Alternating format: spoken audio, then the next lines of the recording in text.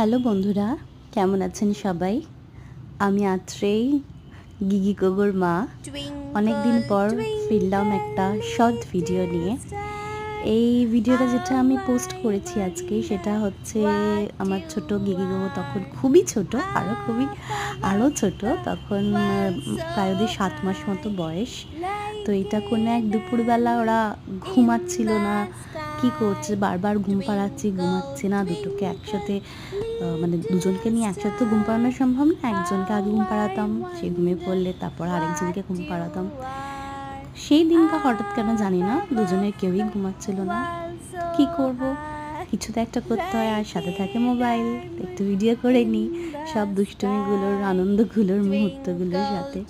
তো সেরকমই দুজনে মিলে খেলছে আর আমি ওদের রাইমস শোনাচ্ছিলাম। এই যে দুটো রাইমস আমি বলছি, টুইঙ্কেল টুইঙ্কেল আর জনি জনি, দুটোই ওদের খুবই প্রিয়। মানে আরও ছোট বয়স থেকে, যখন আমি ওদের একদম ছোট্ট থেকে যখন আমি ঘুম পাড়াই ওদের, এই দুটো রাইমসই ওদের শোনাই।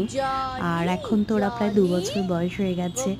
মানে এই রাইমসগুলোই ওদের কাছে এখন সত্যি খুবই প্রিয়।